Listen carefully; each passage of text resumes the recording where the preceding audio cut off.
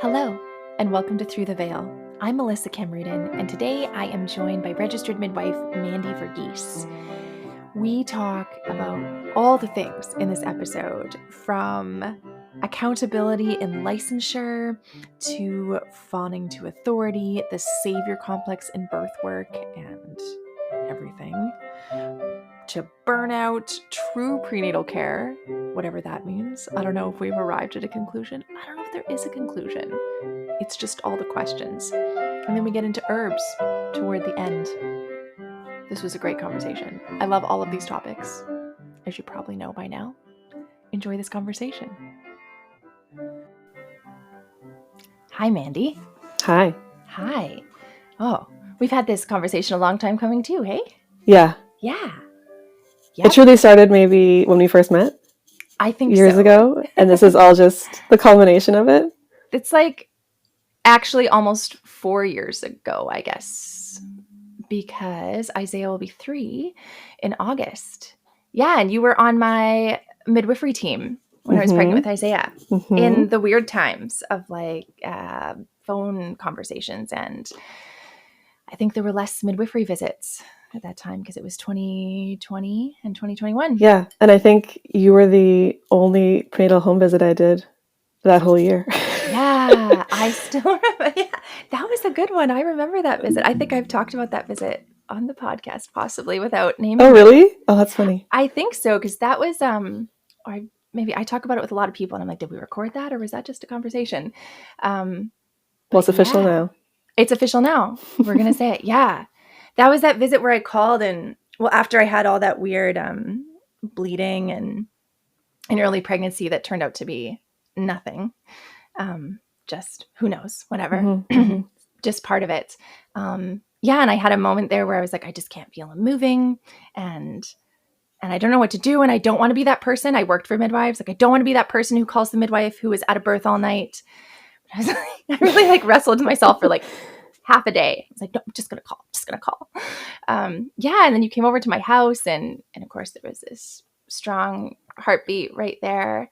I remember you asked me, like what might have interrupted your knowing about your baby? Like what has happened to interfere with your intuition? Because I said I could always feel him and now I can't feel him, or I didn't know it was a him. Yeah, and I thought about it and I had gone for an iron infusion at the hospital because I had really low iron. That was actually scheduled before I found out I was pregnant. It was scheduled. Oh, interesting. Yeah, months down the road, and like my midwives didn't even know about it, and I just went, and I was unsure about it. I was unsure that I wanted to do this. I was, declining lots of things and having this really really holistic pregnancy, and then I went and got this synthetic iron infusion straight into my veins, and yeah, we had such a great chat about it. Excuse me. And I remember you telling me that there was nothing you could tell me about my baby that I couldn't know myself if I just listened. Like the knowing is inside me if I would like to access it, but that I was welcome to call. And yeah, that set me on a really sweet path for that pregnancy. I love that question I asked, which I don't think I've asked since, which is, what might have caused the interruption of the intuition or just, the sense of well-being. That's a really good question. I might use that again. Yeah, it was a really good one. It's not where I thought the questions were going to go. I like, oh, well, I don't know. There's this heartbeat, drink some juice. Like, I don't know, whatever. Yeah, everything's fine. Bye. Yeah. And I would have been fine with that. Like, that's what I was expecting. Like a midwife to come in and speak to my physical form, like what was happening. And I actually hadn't thought of that myself in terms of the connection of my thoughts. It's like, obviously, right, when I think about it, but like how my thoughts and my confidence in what's happening would affect my connection to my baby and my knowing there. Yeah. Yeah. I definitely still believe that very strongly that, there's something you can tell me that you can't know for yourself. What I have changed my mind on a little tiny bit is that we don't always get to know that everything is fine. But if we sit and ask, at least we're going to ask the question and get to know more information if we never sit and ask the body, how are you? How is baby? Yeah. I find that so useful. Too, yes. Right? Like the more you sit 100%. And ask, you get to hear. Yeah. what's Yeah. happening. And And I even think, like, yeah. I don't know, so I'm going to ask someone else. That's okay. Yeah. And I think that's true embodiment is sitting with it, asking ourselves and discovering more. So tell me, Mandy, how did you get into birth work? Oh, we're going to go that far back. Okay. I actually don't know exactly, but what I remember is being 16, and I had a friend whose mom was a labor and delivery nurse. And something about that, I don't know, sparked something in my brain. And at some point after that, I looked up all the jobs that were in obstetric care. And then something made me believe that the world needed more midwives. And I already had this understanding at that time that we didn't need more OBs, but that was on the table for sure. And so usually what I'm saying to folks is, I knew I wanted to be a midwife since I was 16, but why? I actually have no idea. But it's certainly in my bones in some way. And I mean, how many women who have babies and want to go into birth work? Like, it's just part of our biology. This draw to support reproduction because our entire body is designed to support reproduction. And so going into a birth work job seems like a duh thing. Yeah. You know, to some capacity at least. Totally. It's And the dream for then, lots of people. yeah. And so everything I did after that moment, I started trying in school. I actually got better at school at that point. Before that, I didn't really care. Everyone was, dumb. And then I'm like, oh, I can do everything possible to make this happen. Like, I can choose this for myself. And so every decision I made after that point was to become a midwife in Canada. That was my goal.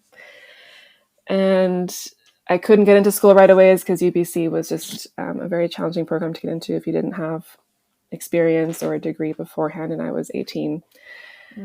Ended up doing doula work for several years in Vancouver, mostly volunteer. So I went to my first birth fresh out of high school.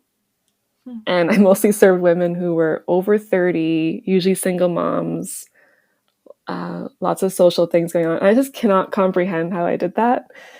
And my brain wasn't fully developed, so I have very little memory of that time. And yeah, it's just wild to do that when you're so young, but worth it, I think. And then I did midwifery school in Scotland. Oh, so cool. Yeah. And again, the goal was to come back to Canada. At that time, I thought it was the best. And nowhere else in the world did licensed midwifery that was, in my mind, good enough for me. Yeah. That's a whole other podcast, honestly. And so, yeah, it happened. I did the bridging program at UBC. When it opened back up again, the timing was perfect. I graduated, came back, was in a bit of a limbo situation for a few months, but then the program opened up, did the bridging, and then started practicing in Canada in 2016 and have been in BC since then. And then what's been the most interesting to me recently is body work. So that started in 2019, getting into abdominal body work in pregnancy, specifically for breech babies and supporting the physiology there. And more recently, broad spectrum women's health body work. So now my focus is womb continuum care, which is integrative, hands-on, hands-in body work for women. Big focus on pelvic health, big focus on abdominal work, but it is also, whole body care in service to our reproductive capacity. Oh, thanks for sharing.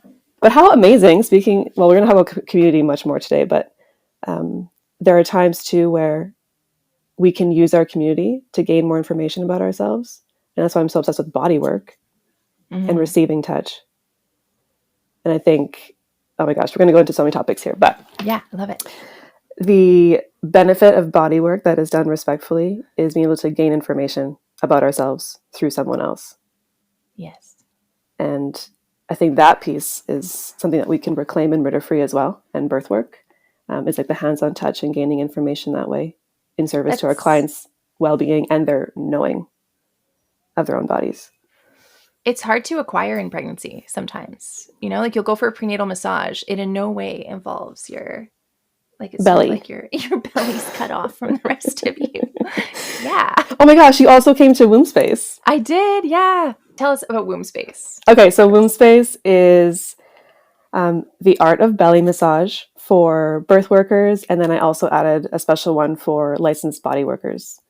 And the desire to create that course came out of just noticing the massive disconnect that women were experiencing with their bodies in and out of the system, Mm-hmm. because there's just a general lack of skilled hands-on care that's specific to pregnancy, that is confident and fear-free, and in relationship with the client versus fearful because I wasn't taught and my license wouldn't allow it, etc., which actually isn't true. You can touch any part of the body. Actually, you can't touch every part if you're licensed, but you can touch the belly. Mm-hmm. And it can be done in relationship where, the client and you are discovering more, and maybe there's no-go zones, but maybe there's places you want to go deeper, and then also integrating the baby's experience too. Mm. So not just, touching for fun, but also therapeutically, and respecting the baby, which is huge. Yeah. Yeah. It's part of the equation there. I remember messaging you when you were having that you needed some pregnant people, and I was like not quite pregnant enough for like, I think I was like 20 weeks or something like that, 22 Mm-hmm. weeks, I don't know, quite early. And then it came by, I think someone canceled, and you're like, okay, can you come with your really tiny belly? And I was actually able, even at that time, to like feel, to find position, to like feel, and so is the partner that was with me, like feel the baby and all their little parts and like where the head was. And I wasn't sure I would be able to Yeah. that tiny. So that was a really Yeah. cool connection piece. And especially because I didn't have any classic prenatal care. I didn't have midwives with this pregnancy. And at that time I was still really sad about that. Really sad that I Mm. didn't have midwives and was processing all of that. And so that felt really lovely. And I realized like my favorite part of midwives was just like showing up and talking about myself once a month. I love that too. Yeah. I get to an appointment. It's all about me. I love this. Yeah. They're like, how are you feeling? How are you eating? I'm like, let's talk Yeah. about that. Yeah. Let's talk about that crazy toddler. Yeah. Yeah. Yeah. Yeah. So it was kind of like a little prenatal care moment where I learned some things for myself, and then also found people who could offer that. Yeah. I learned Amazing. with you. It's really great. Yeah. So in terms of your midwifery or registered midwifery, we were talking about who's responsible for what piece. What is community like in that space? What is shared? In licensed midwifery or just in general? We'll go for in general. Because we can talk about maybe in like what we think about what's inherent to birth and that rite of passage, and then build off of that. I think that's more interesting than dissecting a Yeah. system first. Um, this is how I personally approach the body at all times. Like, what is the original intention or design, and then how can we work best in that in our current culture? Um, and one thing that I've come to realize just recently is, and it's kind of funny how I'm realizing it now again, pregnancy and birth is so vulnerable, hence why it's called a rite of passage, Mm. which is usually marked by some kind of process we have to do that is inherently vulnerable, and we come out refined by some kind of fire. And there's usually some kind of guidance involved, someone who's holding the boundaries of a space, um, protecting to a certain extent, um, being like a touchstone of reality, and seeing you through to the other side. Um, and no matter what kind of choices you make in pregnancy, birth, what kind of outcomes you're intending, there is a sense of vulnerability that's going to happen, and we're choosing perhaps who will support that passage through. I don't like using the word passage too much, but because it's to me more like a fire walk. Yeah. um, and and then from that, we're deciding what we're going to be doing because of our culture, where we live, who we know. And my interpretation of what's happening currently is that, maybe we just don't know the women who could support us with integrity through that. Therefore, we're choosing to do it on our own. Mm-hmm. Um, yeah, I'll pause there for a second. Yeah, we had when we talked earlier, we talked about that, and so in when I was pregnant with Isaiah, you were one of my midwives. Um, but you weren't there by the time he was born. You were also pregnant. So Oh, that's right. off on, yeah, I remember in the first appointment we had with you, my husband was like, I really like that midwife. I was like, she won't be there. I know it. Yeah. I'm like, she's pregnant. She's like, Yeah. she's not pregnant. She was sitting down. You didn't even see her. I'm like, she is. She's pregnant. She's not going to be there. Um, but yeah, so I didn't end up inviting any midwives to the birth. Um, and you and I were talking about that, and I said, well, I didn't know them. And you were like, well, do you know any? Like, Like, who do you who do you know? know? I'm like, that's true. It's not that I didn't know them. Like, I wasn't expecting, to have them, I don't know, be besties in my community. It was a piece of, I think it was a very large team. And I didn't get to meet them all. Mm-hmm. And the ones that were left at the end, I didn't really get to spend very much time with in terms Mm-hmm. of just talking to them and making sure we were on the same page about what I was looking for. Yeah. So it wasn't, it wasn't like a big plan ahead of time of an ideological, goal oriented birth at the end. It was a decision in the moment of, I'm not sure. So what you're saying there about like forging this relationship with people. Who are you going to bring to your birth? Who have you connected with? Mm-hmm. Are they in support with the vision you have, what you're Yeah, looking for? it makes so much sense to want to have some kind of face to face with somebody, which I think can be enough, right? Because you can pick up on someone's energy and intention and honesty immediately. First impression is huge. But having none of that before having them come to your home is a step of faith for sure. I think in a perfect world, you have a team of midwives who are all 100% aligned in their own like group philosophy. Mm-hmm. So trusting one means trusting all, which actually is one of the standards of care.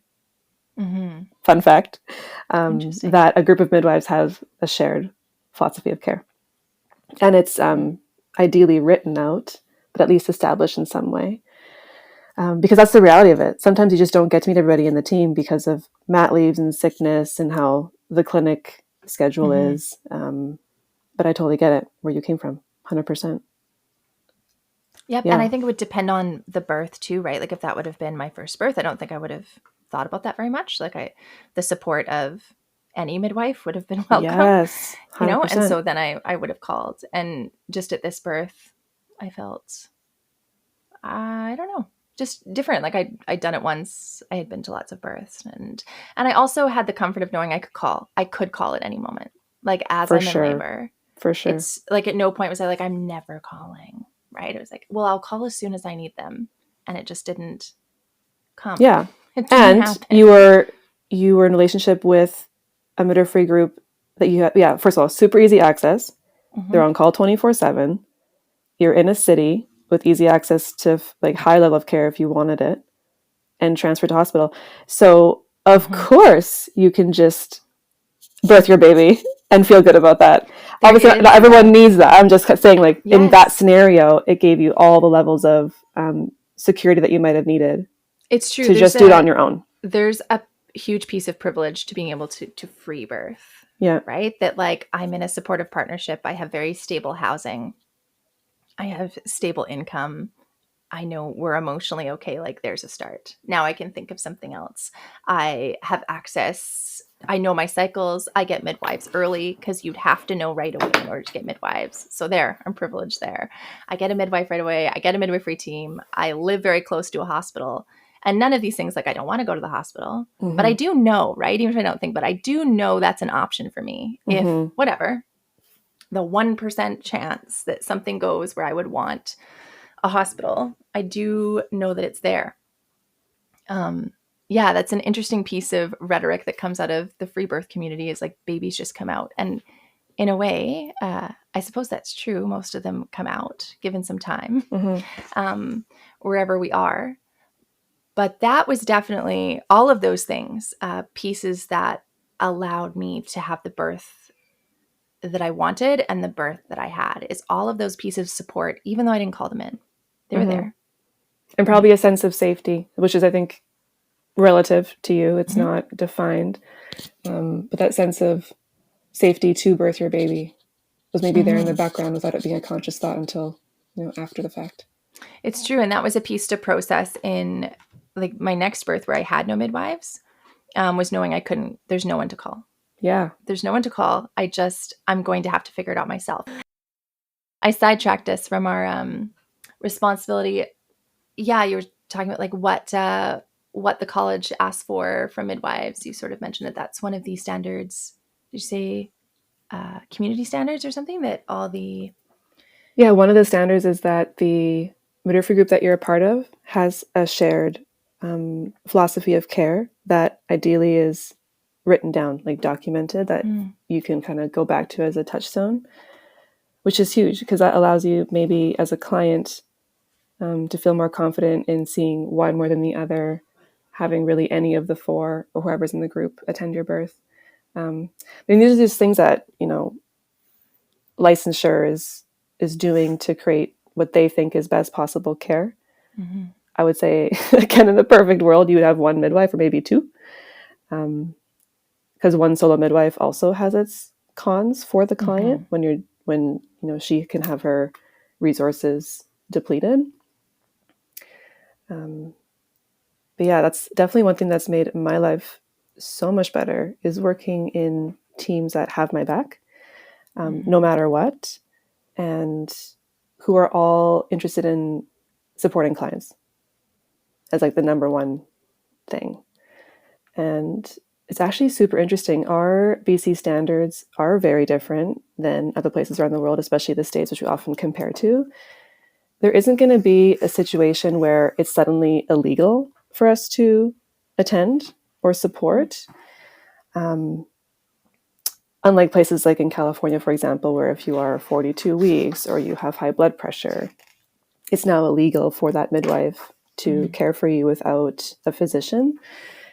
And that's not the case in BC. Do you know about this?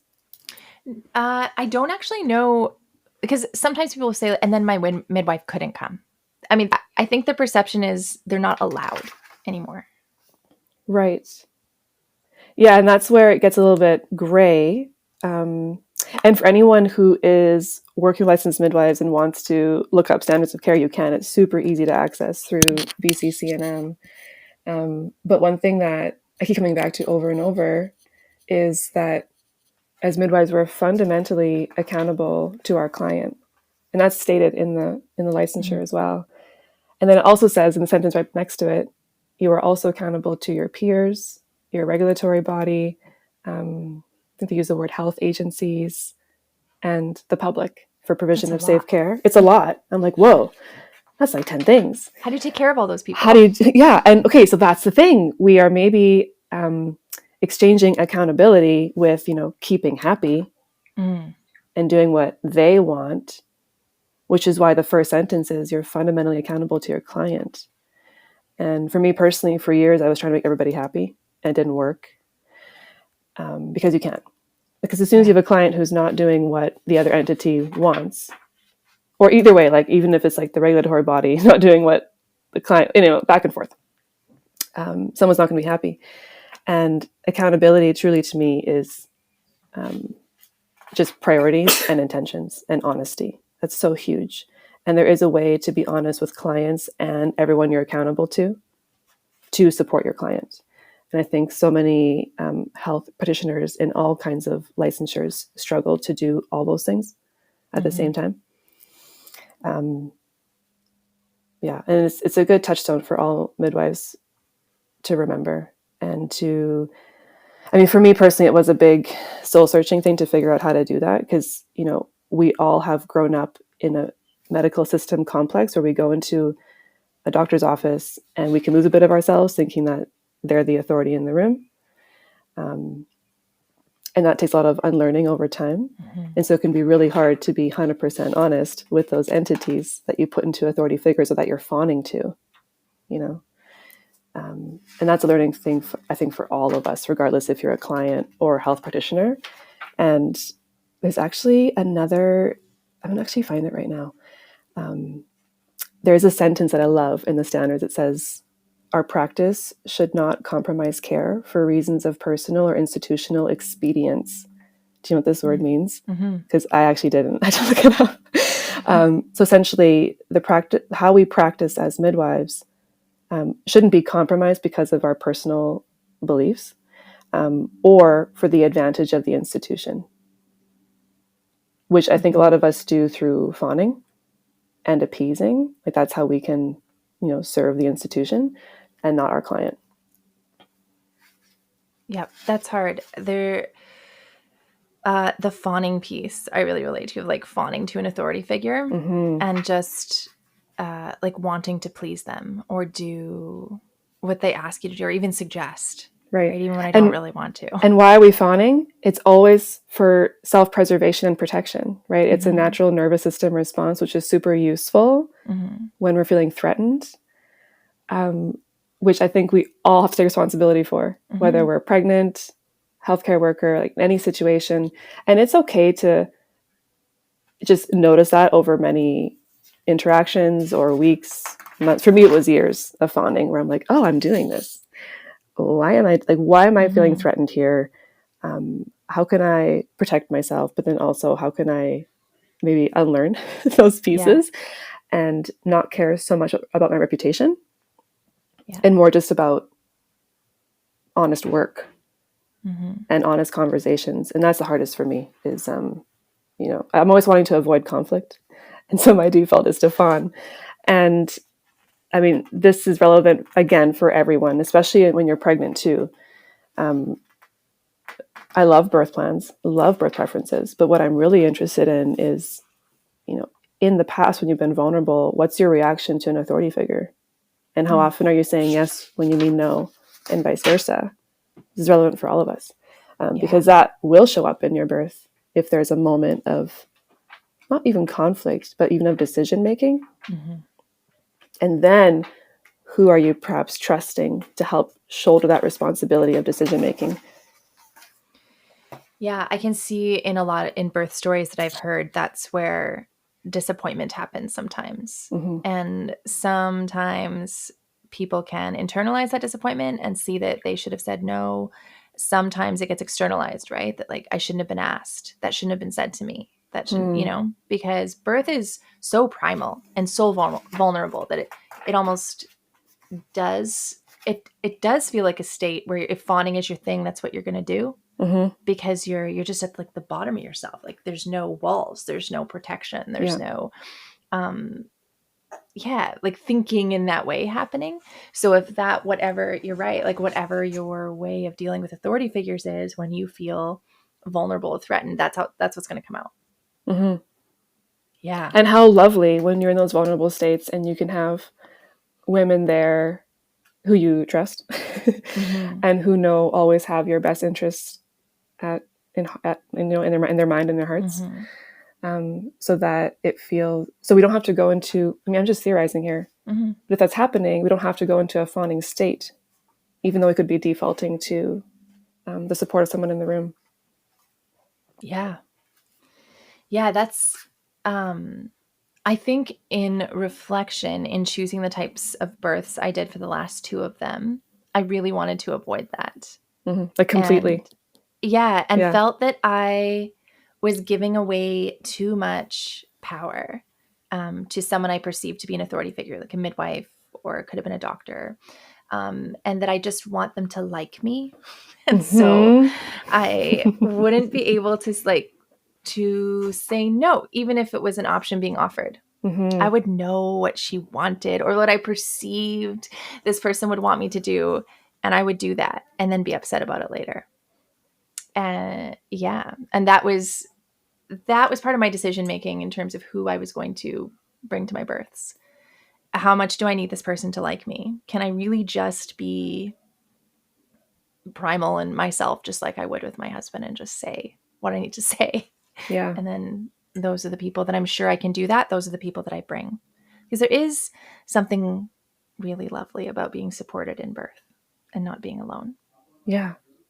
Yeah. I really resonate with what you said because I'm the same way ever since childhood. Are you an oldest child, by the way? Yeah. Okay, same. So I think we care a lot about how we're perceived and Mm-hmm. people liking us. Um, and I don't know if younger siblings maybe automatically get that because they have family that already exist. other siblings that already They don't exist. seem to care as much. I don't know. Maybe, I don't know. I did. Yeah. And that is why I wanted my best friends at my births, Mm. because they're the ones that I'm the most honest with. I can just, whatever be me means at the time, just be me. And they also understand when I might say things or do things, but they can see what the truth of it is, Yeah. you know, like I can say for when I went to my friends' births, they're maybe vocalizing a certain way or saying something, but exactly what Mm-hmm. that truly means. And it might be a bit different than what's being perceived from the outside. And that's what I wanted at my birth. Mm-hmm. So like women who love me and know me. Um, but yeah, having access to someone who could come and do the medical care, that's useful too sometimes. But they don't always maybe have to be there until you really, really need that or want that. Yep. I've heard lots of birth stories we've recorded on this podcast of people having, most people do actually have registered midwives and invite them when it's very active. Mm-hmm. And midwife sort of hangs out till she's called, till somebody wants something. Yeah. Yeah. I also see midwifery now as much more of like an outer ring of birth than, being in the inner Mm. working through of every contraction. I used to be super vocal and hands-on and like emotional support. I was also a doula, at the very Mm-hmm. beginning, and then moved into this a bit later. And for me personally now, midwifery truly is like the observer Mm-hmm. and the guide if needed, but just like the outer, just being on the outer ring, if there's Yeah. partner, family, doula, like they get to be in the thick of it, moving through it, and I can be on the outside observing and Mm-hmm. noticing variations and just where the path is going. um I don't know where I was going with that, but No, I like that. I think when I think of, so I've been a doula for a really long time, like 15 years. mhm. And when I first started, um, I felt like I had to earn like what they paid me for and make myself really, really useful. Oh, And it was 100%. Yeah. actually coming from oh, not a bit, like 100% a savior mentality. I was going to save this Hmm. woman. Like crazily enough, when I first did doula training, I was taking doula training because I was like, women should not have to experience birth. It was crazy. And I'm just going to make sure they all get their epidurals. Yeah. I'm going to save them from that. Like, too crazy.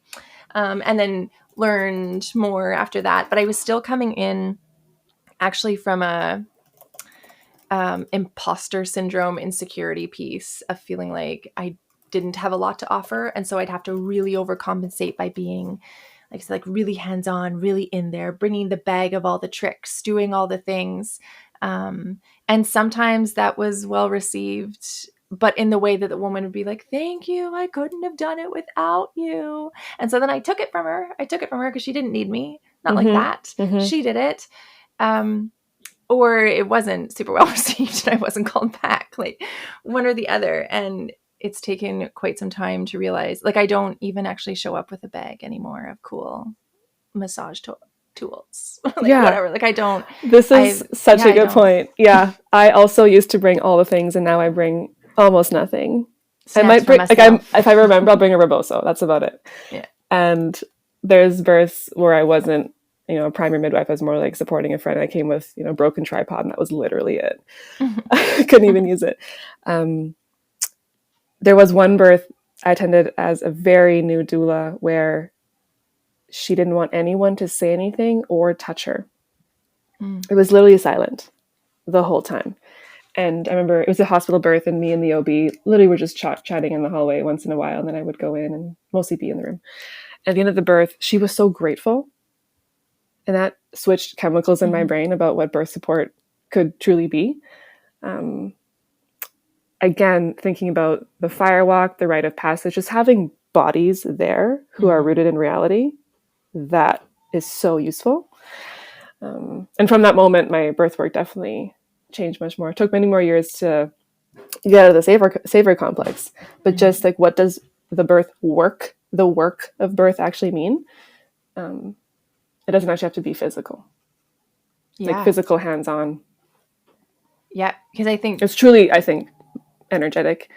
And then you build Yes. those things. I think having the skills is super useful. Just being there and watching isn't always the thing that everyone needs, which is exactly why I went into midwifery, because I didn't want to just be, I wanted to do.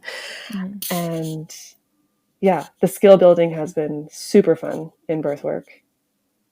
But you have to be rooted in how you're showing up always. And Yeah. That savior complex leads to burnout. There's yeah. no, you can't save people from, like, birth happens. Not all babies stay. Mm-hmm. Not right. Not all births are magical, orgasmic home births. You can't save people from it. Mm-hmm. So, And I think the savior complex is also rooted in outcomes, like mm, wanting a certain outcome for your client. And yeah, that in particular was what contributed to my first burnout years ago, was just being so wrapped up in how births ended up, and that being a direct reflection of myself mm-hmm. and the client and her decision making and the system, and just actually at the same time being a victim of all of that too. Yeah, and as soon as I was able to let go of the goals and just be with the client and be with my own process, that changed the game for me 100%. Mm. Like, who are we to decide what fire someone has to walk? Yeah, go off a little bit on how I thought I did. yeah, did you on A little bit. labeling, you did a little bit, labeling birth outcomes when they're goal oriented. And what would you mean by that? When you think something is goal oriented? Well, just describing the outcome and using that to define your birth. So Mm-hmm. even saying, like, I had a home birth, Mm-hmm. the goal was home, perhaps. Sometimes Yeah. they were unplanned. Let's just say, like, I'm planning a home birth. You're Mm-hmm. planning for the thing to occur in a certain location. Free birth, unattended birth, physiological birth, undisturbed. There's so many ways you can describe birth. And what I'm just seeing is, the defining of how a birth goes is to a certain extent goal orientated. And from my own experience of my life being in birth in particular, goal orientated has never served me. And I'm not my Mm-hmm. clients either. But it's okay, it's always a both and, right? I'm a both and person all the time. So on one hand, you have women really wanting a certain outcome, because it supports their worldview, it makes them feel safer for all these amazing reasons. At the same time, we have to hold it with the awareness that we can't always control what is meant maybe to happen. Mm-hmm. But if we don't have a business plan, it ain't going to happen. Mm-hmm. I Mm-hmm. like using just the term business plan because you have all these ways that you're going to achieve your goal. So it truly is both and having respect for um, just how the human body doesn't always go perfectly, and how a lot of things that we don't always realize are part of our psyche might come up in labor and birth and change the trajectory of our birth. Like, that's just Mm-hmm. all real.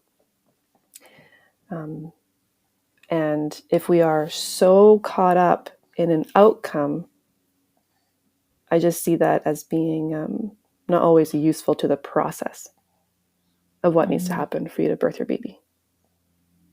Yeah. Yeah, I can see that. And it's similar to, say, a very simple example, like, I really want to have an epidural, someone who's just so hung up on that, or just not having it. Again, that's the goal, is like that or that. Mm-hmm. But what if there isn't time for one? What's going on? Like, why are you actually making this decision? I don't know about the why.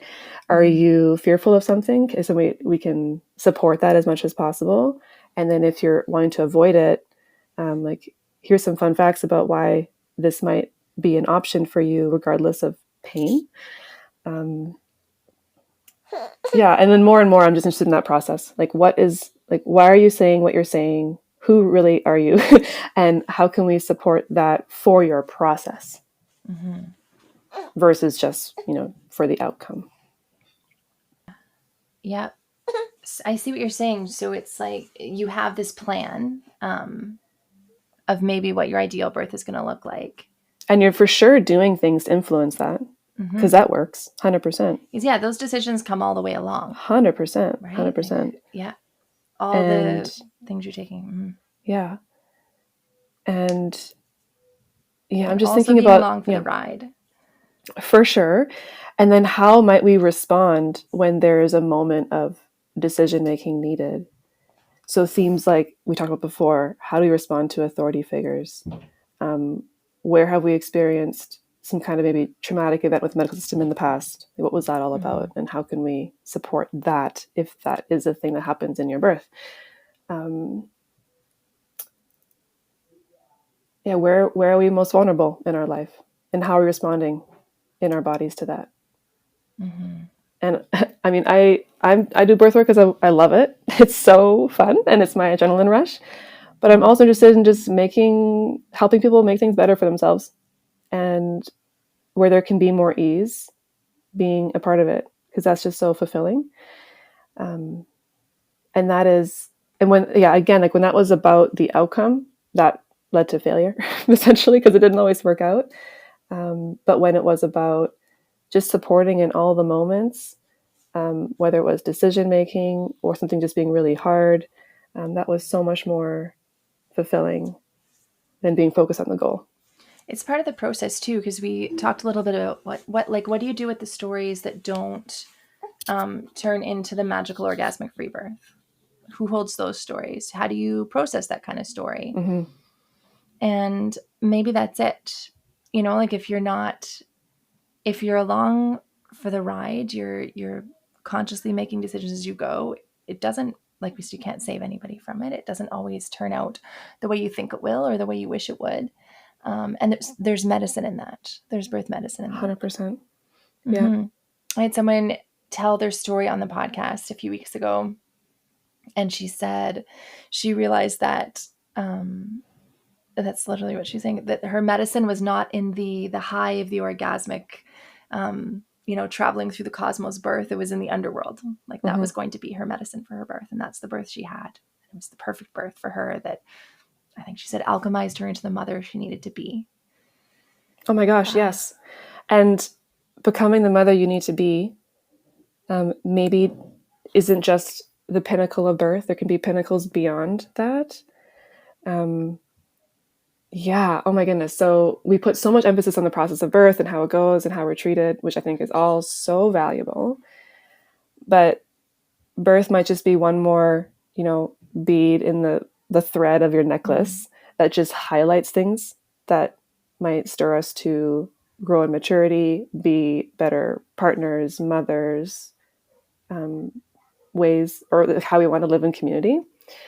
I find it's a massive magnifying glass on all the things that we've done so far. And oh my gosh, it's a reckoning of sorts too. And so for me, birth was just birth. It was just really hard and very physical. I did not go into the ethers to get my baby. She just had to come out, But the lessons have come out of it essentially. And a lot of the transformation happened postpartum. Yeah. And so we also don't maybe need to put so much pressure on even the process of birth, because it will just unfold. Your body will birth this baby. And the lessons continue beyond that as well. Yeah. It's all part of the rite of passage into the next stage, rite of passage into into becoming a mother, right? Like that continues on with each child. I think you do it again. You get to do it again. Yeah. Each time. And you're a different person every time you do it. It's true. No child gets the same parent. And what worked in the last one, it's not necessarily the answer for this one. That's kind of like that's the fun too, right? Of doing that internal prenatal work. I found is looking at like, who am I right now? And what things do I need to address right now? How do I want to show up? What do I want it to look like when I show up for that event? And then moving on into postpartum and motherhood. Yeah. And it's okay to have everything figured out before the birth either. Yeah. I remember you asking me beforehand about like, what do you think true prenatal care is? And I'm curious to know what you think, because you've experienced lots of different kinds. And like, my first answer to that question would be, I don't know. what true prenatal care is. Like, is there actually an absolute truth for that? But I certainly think that this piece around self-inquiry and how you want to engage with community. Do you even have a community? Like, do you want women there in your vulnerable? That's all so relevant to be in conversation leading up to birth. But I'm curious to know what you think about that. I sort of posited that question to myself, or just thought of it in a learning piece that came for me in my last 2 pregnancies. So in my first pregnancy and probably like half of my second, I thought of prenatal care as it's just getting your blood pressure checked. Like, it's someone else doing something to you. Mm-hmm. It's going with your requisition to get your blood drawn, and that's prenatal care. And then there's no responsibility on me. I don't have to do anything else other than show up for those things as a passive recipient.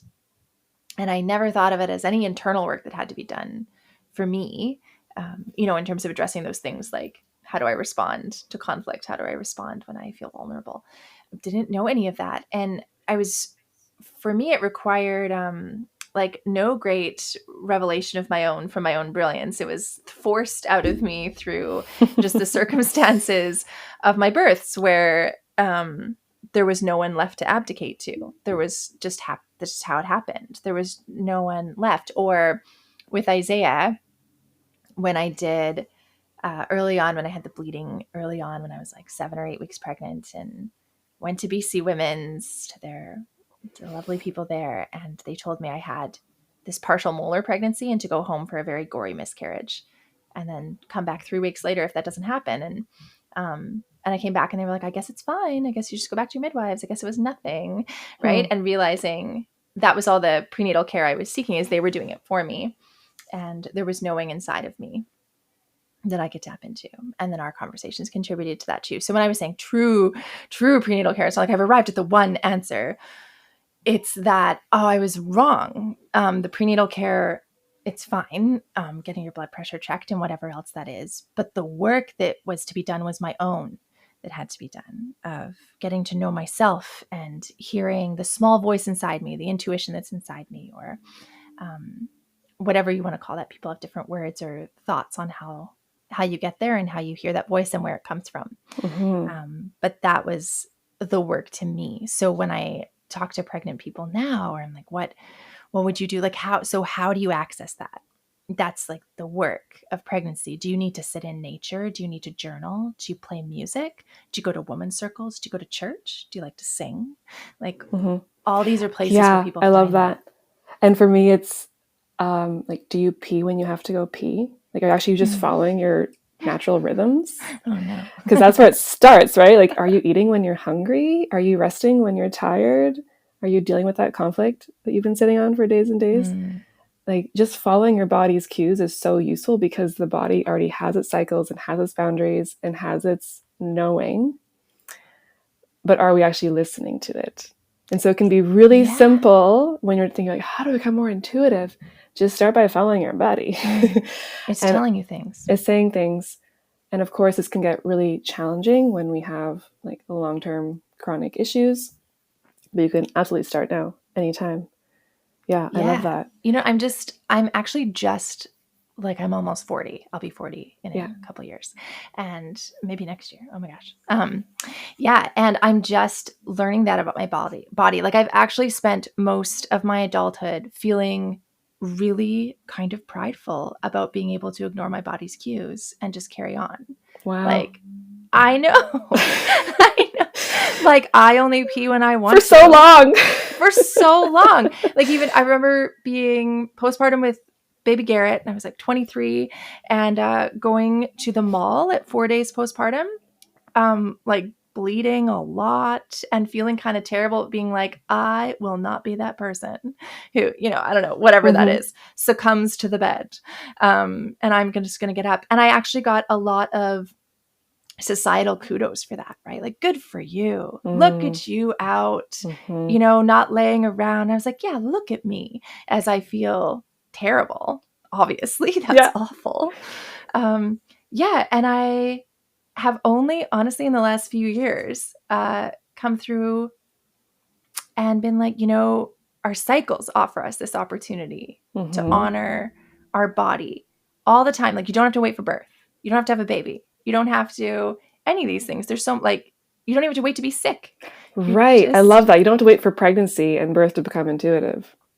no, it's Yes. inviting you all Yes. the time. I've had this has happened twice on this podcast, where I had scheduled conversations with women. And then the day before, they'll say, you know what? I just started bleeding. And I actually I take time for me when I'm bleeding. I don't do creative things. I don't do output when I'm bleeding. And I'm like, man, how lovely is that? Whereas a previous version of me would have felt annoyed at them, for Mm-hmm. sure. Mm-hmm. For like, I mean, clearly you can do it. And if it was me, I would never tell anybody that. And I would never let myself rest when my body asks for it. I'd push. And how lovely it is to honor your stages. Love that. Mm-hmm. Yeah. Yeah. Where are we going with this? Oh my gosh. Where were we going? I've lost where that came from. Well, we're talking about true prenatal care. True That's prenatal care. hilarious that we went into like women's health Yeah. and cycles. That's so interesting. I think maybe it's the same, right? Maybe it's like the true prenatal care is honoring what's happening, like baby brain. We all make fun of that Mm-hmm. and don't want to have that. But there's a function to that.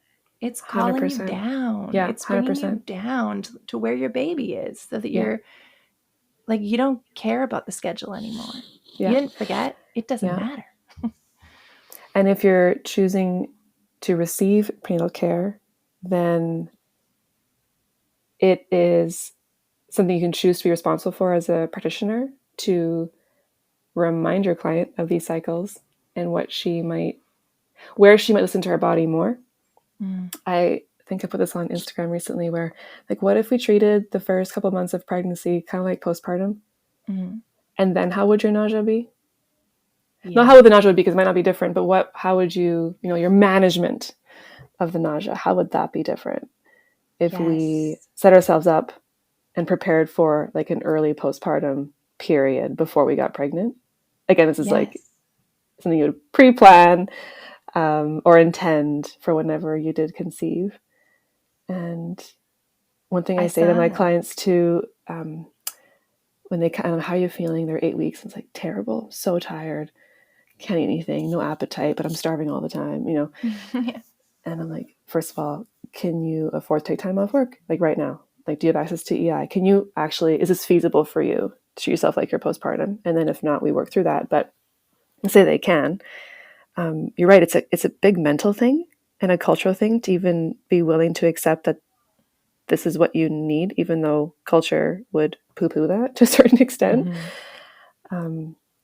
Like, there's a cost to not listening to your Yeah. body. And like, if you're so tired, why aren't you sleeping more? It's like, oh, well, I have to get up at 8. And it's like, do you though? And if they don't, like, why aren't you sleeping 12 hours? Mm-hmm. And if you're not eating, if nothing is, appealing, then take the pressure off and just eat what you can. Why not just eat what you can instead of trying to force all the protein or whatever ideas you have about what you need? Because maybe right now you just need to eat crackers and sleep 12 hours. And there's usually redemption in pregnancy, where there's a time where you can influence it more and, do things for yourself by choice versus your body just feeling terrible. Yeah, but what if you're just following the cues and sleeping and eating what you can? And I don't know, it's just so fun to remind folks of that. And then you can see the lights going off, like, Yeah. okay, this What a makes great sense. idea. Yeah, what a great idea. It feels so much better if I just listened. Mm-hmm. Yeah. Yeah. That's a fun part of prenatal, maybe not fun, but it's definitely an interesting one. It's like, how much of the culture expectation are you imposing on yourself in your pregnancy and birth? And for me, the biggest transition to having my first kid was choosing to prioritize my family versus what everybody else wanted.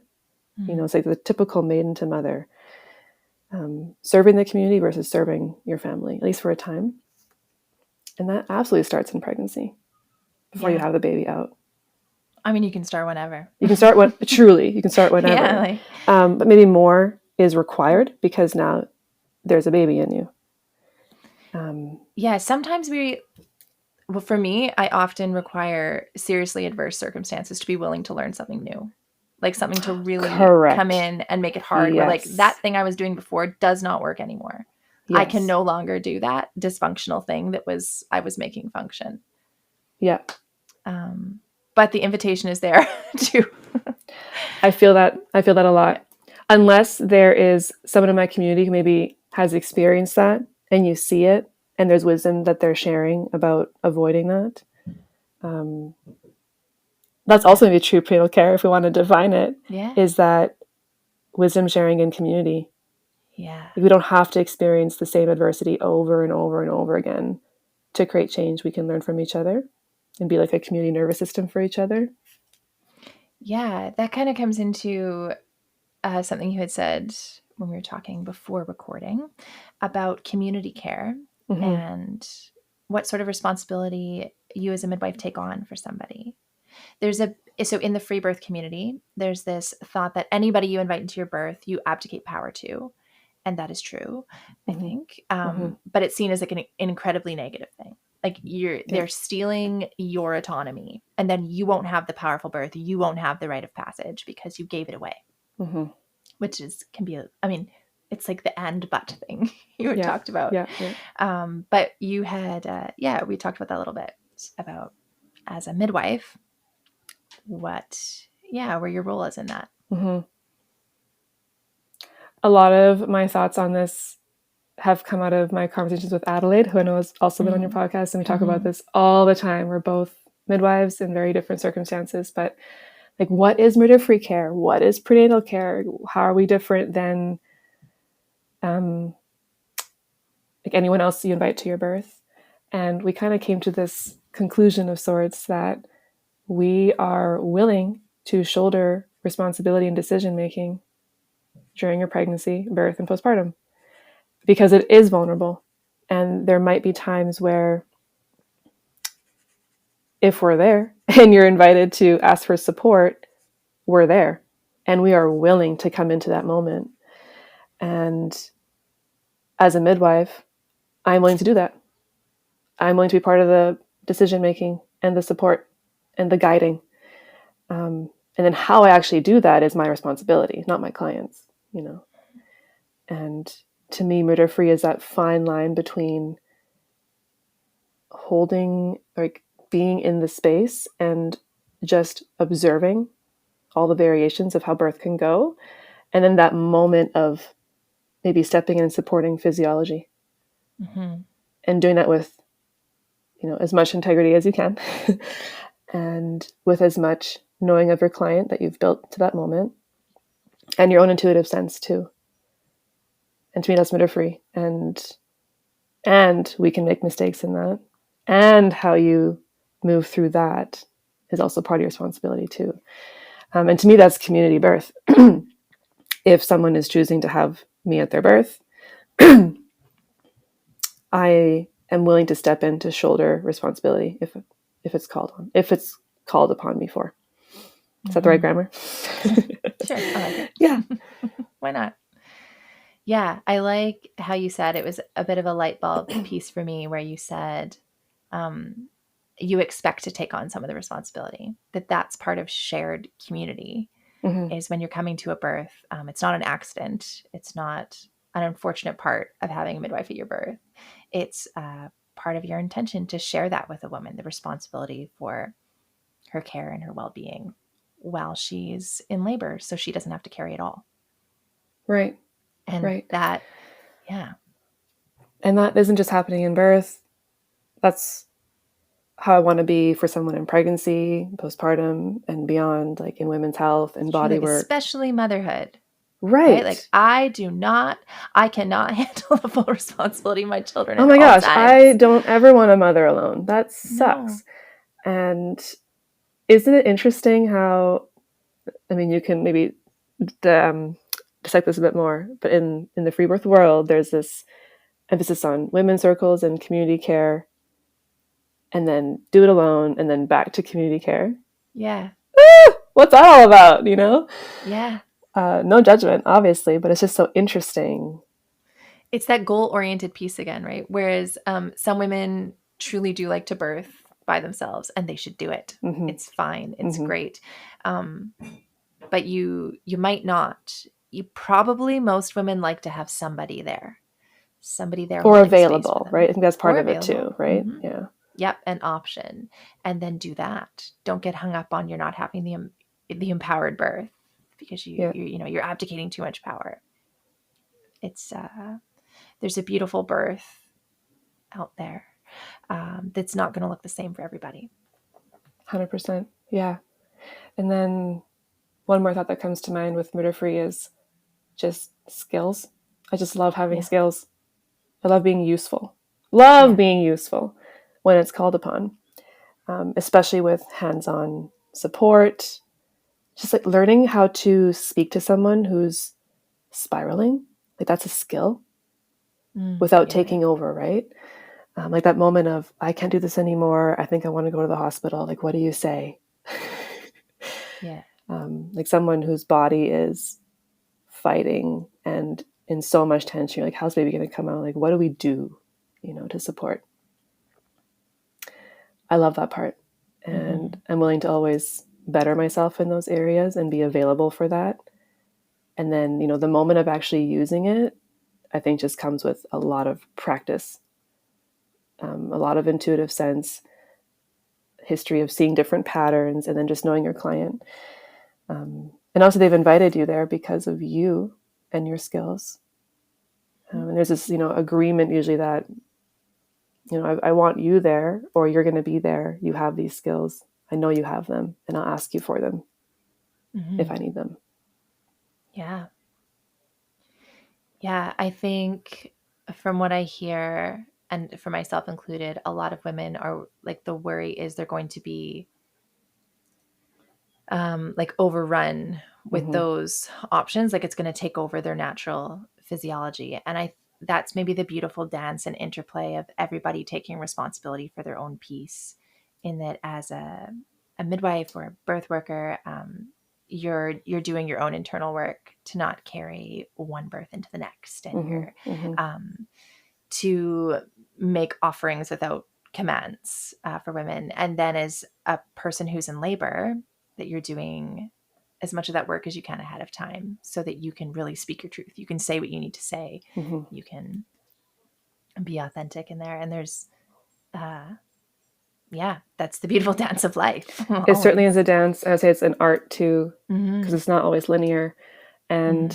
And, a lot of, let's say, doulas more so, um, are like so worried that if I introduce a technique that might support physiology, it's going to interrupt something Mm-hmm. or like distort her intuitive sense.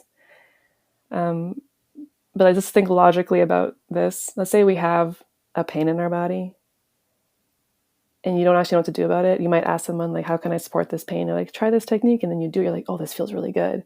Mm-hmm. Oh, that one did not feel very good, but this one does. I'm going to do this one. It can be that simple in birth too, where, why don't we try this thing that maybe you're not choosing intuitively, but could be supportive.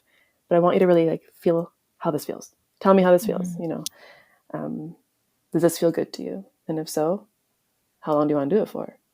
And there gets to be this invitation to continually prioritize her felt sense and her intuitive sense about what she wants to do or what might be needed to support progress.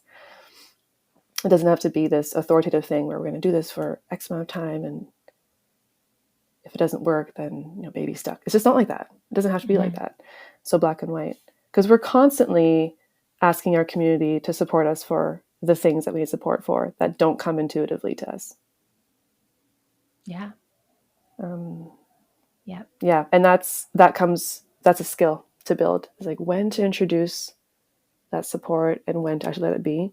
And one way that I support myself when I'm like going back and forth between these two options, phone a friend. Like, who are your birth worker friends that can help reflect maybe what's happening? And this happened recently at a birth where it was just so damn painful for her, like way more painful. And there are births that are more painful than others. Let's just, put that out there. And, maybe, I don't know in her mind, like how close she actually was to transferring in, but she verbalized that desire.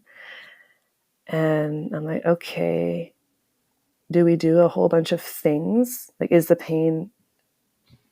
pain baby's position? Is this because it's happening really fast? And, I have a list in my head of like what could maybe be supportive to help progress so she can just have a baby quicker, or like help the pain. But also things were just happening really well. Like there was progress just with the way she was acting and the trajectory of labor. Like nothing was actually wrong aside from like her felt sense was just really, it was really intense for her. And in that moment, I'm like, I'm not going to do anything. I'm just going to like talk to a friend and get her to just listen to what I'm intuiting and maybe my desire to have it happen faster. Like we all just want to go sleep, but can we just be with the process? And then the long and the short of it is that she was just having a very fast transition and baby was coming. And yeah, we did some things to support comfort, but nothing was really needed. And not all births go like that, but all to say like there's definitely an art to it. And when you feel like you're not quite sure and there's like this nervousness, have someone else reflect that back to you. That is so useful. More community. Doing things alone. I mean, obviously with birth, it's such a unique thing where, yeah, some mammals go off and do it on their own. Some need the community and the herd for protection. It's very unique for humans because we don't just fit into one type of mammal species. Or I would say we can't just compare ourselves to mammals as a whole. But like the way I want to live my life is in community. I don't want to do things on my own anymore because it's just harder.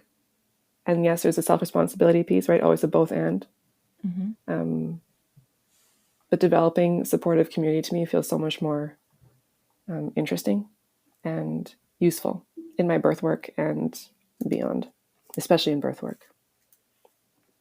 How about one more thing? Tell me what kind of things support an easeful pregnancy? That is such a big question. I know. It really depends. Take that anywhere and yeah. Okay. Well, it kind of comes back to like who can support you through figuring this out and supporting the dis-ease. And often those things will be found outside the medical model. And it's so useful to have more folks who can support like the emotional issues, the family boundaries, and just be your person throughout the whole process. Yeah, I think that's part of the not being goal oriented. Like the goal isn't an easeful pregnancy and then it's a fail if it's not easeful. But how do you move more toward that median? Who were those people for you when you did not have medical care? It was the same people when I did have medical care. Okay. Actually, that way. So I had Dr. Bronwyn, who actually we just recorded an episode here. So the chiropractor.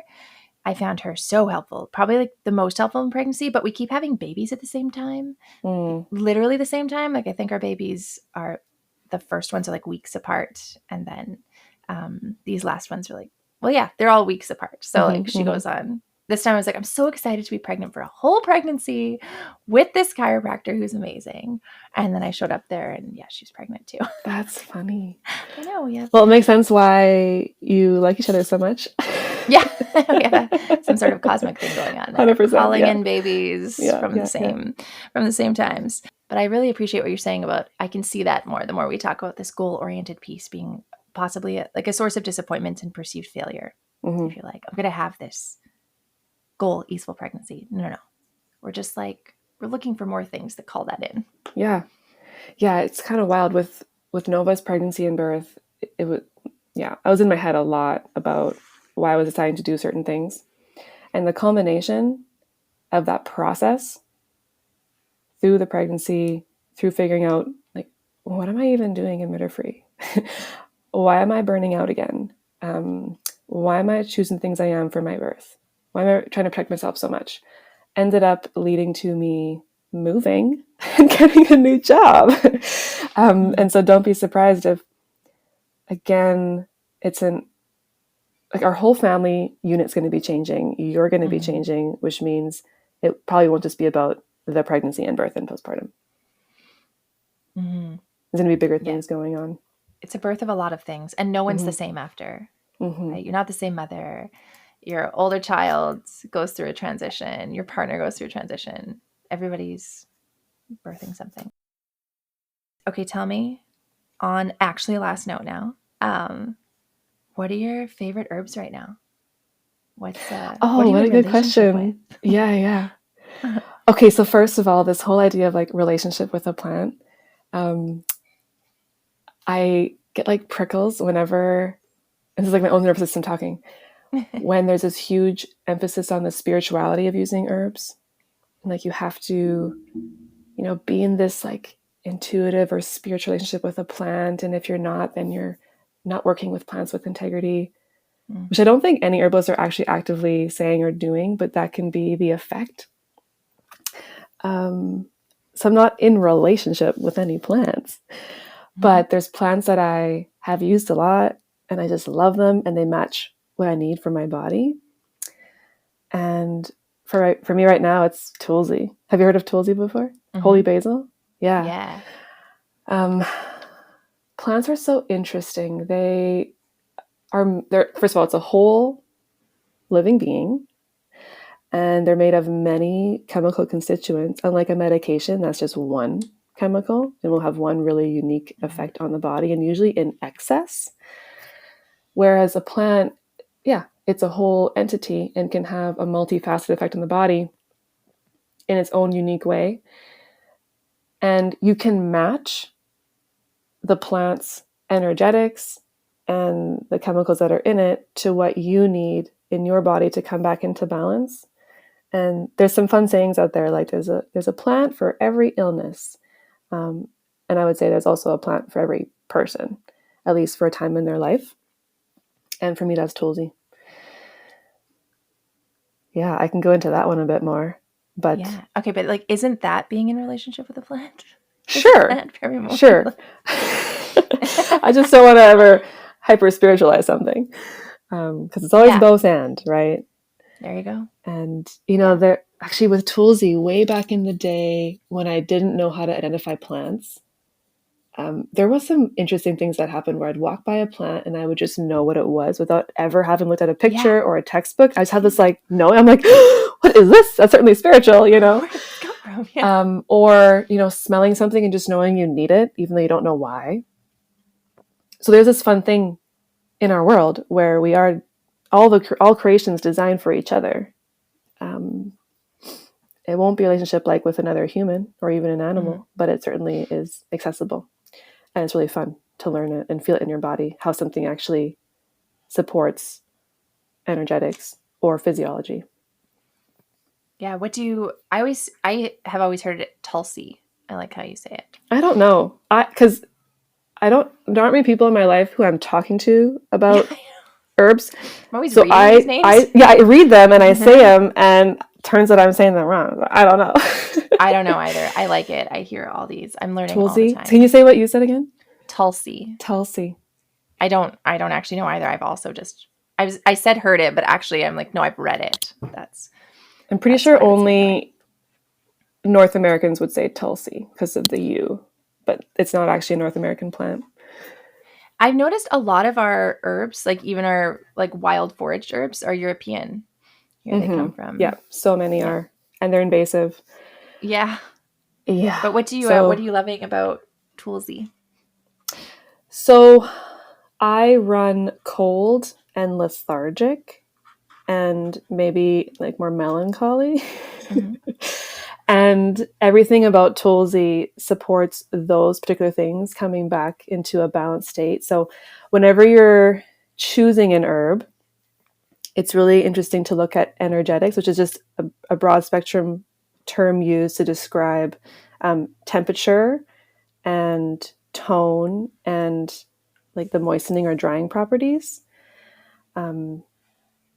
I'll say that again because this can be a bit complicated. So energetics is usually 3 paradigms of balance. So you have hot, cold, you have dry, moistening, and you have toning and relaxing.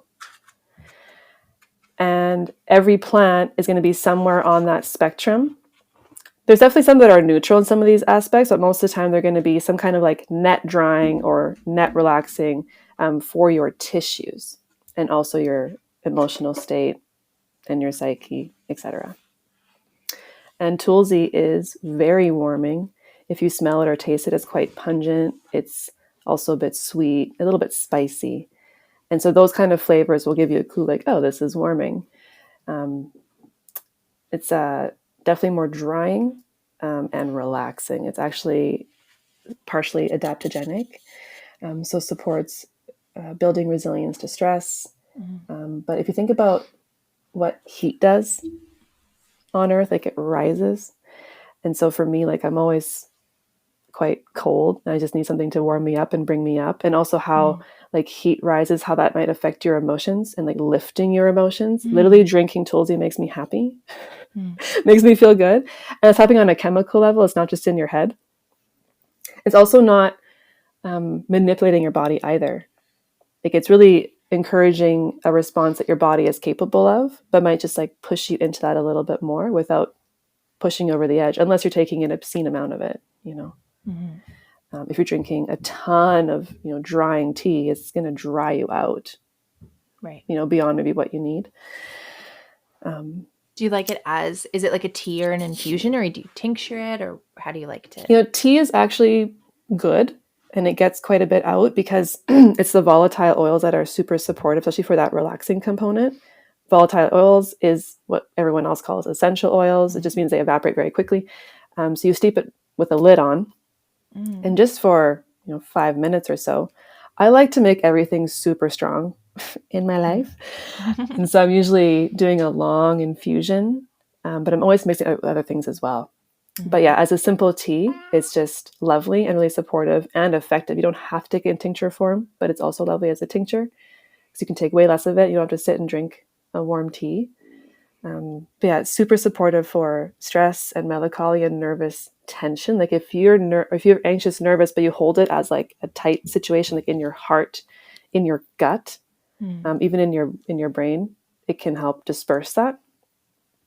And what's actually happening physiologically is it's opening your pores. And you know, yes, it's physiological and physical, but it also can be an energetic thing too, where we're just like releasing the tension just through our body. It's also really useful for blood sugar regulation. So for those who are so stressed out that they're pumping out more sugar and there's just dysregulation there, maybe even gestational diabetes, it's going to be supportive for regulating that. And like, is chicken or the egg? Is it the helping your cortisol levels or is it actually sugars? I think it's a bit of both, right? It's all related. And just so everyone knows, this information is not memorized. Like I have cue cards for all of this stuff. And it's going to be so useful when you're learning herbs, is just writing down what you're learning about and having cue cards every single one. I found that so helpful. I have a friend gave me this really beautiful journal that I like couldn't bring myself to use. And then I was like, oh, it's the herb journal. I love that. And I would just, write down like there's a page. And then I'll fill up the Yarrow page and then I have to start another Yarrow page. But just all the things I notice about it, or I learned something, like I just learned things about holy basil here. And and I find then I remember it actually for me. If I write it down, there's a good chance I'll be able to say it later accurately. Yeah. And as you learn maybe one thing about Tulsi, like, oh, it's warming and it's spicy and pungent, you're going to create these relationships with that terminology. Like, oh, if it's warming and spicy and we drink, it's probably going to be stimulating to digestion. Oh, so it supports digestion and maybe, you know, bloating and gas and increasing acid secretions for digestion. And then you can create those relationships there in your brain. But yeah, I think writing it down is super useful. So with Tulsi, because it's like heating and relaxing, so the tissues will relax and like help disperse, and heat will leave your or potentially leave your body. That's why it's also useful for fevers, you know. So you're going to start learning about the constellation of these plants as you go. But for me, Tulsi is just so lovely for mood personally and digestion. And I just run cold. I just need something to stimulate me. Yeah. And the body can only be stimulated to a certain extent, like with the resources it has. And so, I'm not someone who exclusively relies on herbs for my problems. It just isn't the be all end all for me. It's first of all nourishment and following like the body's needs, sleep, going to the bathroom when you need to go to the bathroom, food, and herbs can work so beautifully in relationship with that, but only to the extent that you're serving your body. Yeah. Yeah. I love the supportive role that they take. It takes the pressure off a little bit too. Like we have this expectation, you take Tylenol, I have an Yeah. expectation of how it's going to immediately solve all my problems. And to sit with the subtleties of herbs has been really, really lovely. And I like balancing for other parts of my life too. Oh my gosh, So, yes. It's interesting how if you want to use herbs well and have them be effective, you have to have a broader awareness of how you're actually doing and what's happening in your family and your relationship with, the world essentially. And it's really hard to use herbs and have them be effective when you're not, let's say you have a sick kid, and not actually be with your kid every day and notice how their illness is changing, or the tissue states that they're in every day, and like knowing how to match it. And so that's put a huge magnifying glass on how I am working and not with my family a lot, and then with my family. And, I can't change my job all of a sudden and just not go to a birth because my kid has an ear infection. And so there's also a little bit of like, oh, do I want to change my whole life to support my family's nervous system and then whatever illnesses comes up? Or maybe, I'm actually not around for the next 3 days. Let's just do what we can do to support comfort and ease and not put so much pressure on it being natural. Yeah. And it's another way of teaching our kids to honor their bodies and how they're feeling in a moment and to sit with discomfort and it be okay. Like we used yarrow this past year for fever support. And Yes. again, it's not like now we have no fever and we're running around playing. That wouldn't be authentic to Totally. what's happening in Totally, our body. And it's not even like, now I give you some yarrow and you go to sleep all night. Like, no, I probably like, what does your little kid want? They want to be cuddled by their mom and they want something warm and a hot water bottle and like these comforts, and then a little bit of yarrow to support that, maybe depending what type of fever we have. And then it's bringing more balance to that too. Yeah. For us and I love changing that, my expectation. The way you said taking the pressure off, because it literally can do that. It can literally help the body release pressure. So why not? Yeah. Yeah. And it's very, very, very rare that it's going to have a negative effect. And it's interesting how we're so cautious with herbs, but this is a blanket statement, everyone, like people, the world doesn't seem to care about the effects of medications nearly as much. Like it's just so much easier to pop the pills, but then, but is hibiscus fine in first trimester? Yeah. Google said that it's not recommended. And I'm like, okay, but what pills are you popping? Yeah. Google will just also so interesting. say no herbs are recommended because, well, there's no money in studying herbs. There is. Yeah. It's just certain companies, right? The natural supplement world is definitely booming and there's a lot of money in that. Yeah, and there's a misconception that there's no studies on herbs. There's actually so many. And I have a whole massive fat textbook that's just full of studies on like usually plant extracts, so not usually whole plant, but some kind of extract, and then let's test this outcome on this amount of people and see the difference. It's just not Googleable because it's also our responsibility how we distribute information and then who's allowing it to be public, right? So there is a bit of a political thing too, but the information is out there and it can be accessed. It might have to be done through non-typical ways, like not through Google. Yes, not quick. You gotta do it before. Do you have a favorite book on herbs? Nope. No favorites? Nope. I have a lot of non-favorites. Yeah. But if you're wanting to get into it, just go to the library, go to the herbal remedy section, and just pick up a bunch. And you're going to start to pick up on herbalists that you resonate with more. the method of treating the body that you resonate with more. So for me, it's not going to be Ayurveda or TCM, although I love both of those methods. It is going to be more European and eclectic. Yeah. I found also following on Instagram, I followed some folk herbalists. And of course, I'll find some that I'm like, well, I don't really feel that. And then some that I connect with more. And a lot of folk herbalists very generously share their the knowledge they've gained. And if they write a book, get that book. Yeah. I've learned the most from listening to them speak, like in a seminar teaching capacity. Online courses are super useful, and books. I've learned the absolute least from, I just call it like junk food social media. It's just not enough, It's a nice it's reference like a start, point. Right? It's a start. That was interesting. Like it can pique you into it. Yeah. And I mean, everyone wants to be more knowledgeable, I think, on certain things. So it's not going to be hard for you to figure out where you want to know more. Yeah. It'll be a fun journey for you. Yes, it is. Yeah. Yes, it is. Oh, well, thank you so much for chatting today. You're welcome. What are your offerings out there in the world right now? How do people contact you or stay in touch with you? What do you have out there? Yeah.